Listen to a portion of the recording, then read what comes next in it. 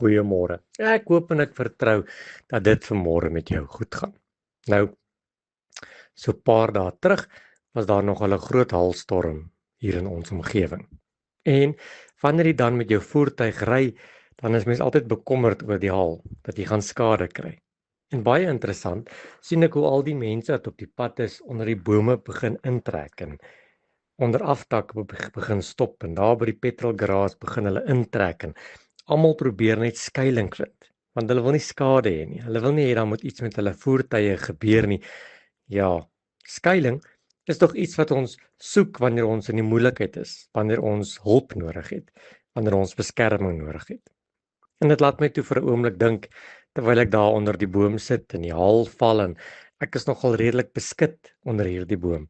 Psalm 91 vers 1 sê: Hy wat in die skuilplek van die Allerhoogste woon, sal vernag in die skaduwee van die Almagtige. Hierdie vers is 'n vers oor skuiling. Dis 'n vers oor bewaring. Dis 'n vers oor veiligheid. Hierdie vers begin met 'n mooi uitnodiging.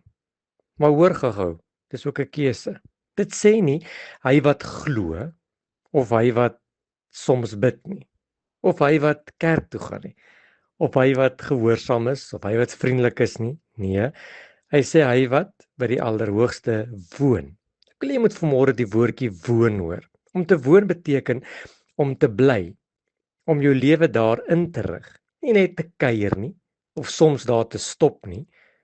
Nee, nie net om verby te gaan nie, maar om te bly. Met ander woorde, jou klere is in die kas, jou baadjie hang agter die deur, jou skoene is onder die bed. Dis hier waar jy bly. Die skuiling van die Allerhoogste is nie 'n plek waar ons net kan wegkruip en dan vinnig weer weghardloop nie. Nee, dis 'n woonplek. 'n Plek waar ek en jy moet tuis gaan. Dis nie 'n plek waar ons net wegkruip vir die lewe nie, maar 'n plek waar ons veilig is binne in die lewe. Want storms kom nog steeds, maar ons staan nie onbeskaamd nie. Die Allerhoogste is bo elke bedreiging en bo elke vrees en bo elke naam. En dan lees ek die woordjie hy wat vernag in die skaduwee van die Almagtige.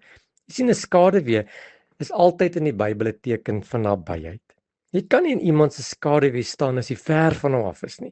Dit praat van 'n daaglikse wandel met God, naby aan God, gehoorsaam aan God, vertrou en oorgawe aan God. Hierdie is vanmôre 'n troos vir jou wat voel asof die haal van die lewe besig is om jou stukkend te slaan. By God is daar veilige vesting.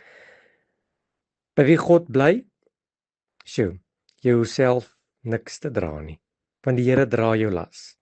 Wie in sy skuilplek woon, leef onder sy beskerming. Wie in sy skaduwee rus, word gedra deur God se krag. Waar woon jy regtig? Is jy naby genoeg aan die Here om binne in sy skaduwee te kan vertoef? Here, leer my om op U te vertrou. Leer my om na U toe te hardloop wanneer ek moeilikheid het, maar ook daar te woon. Leer my om naby U skaduwee te wees.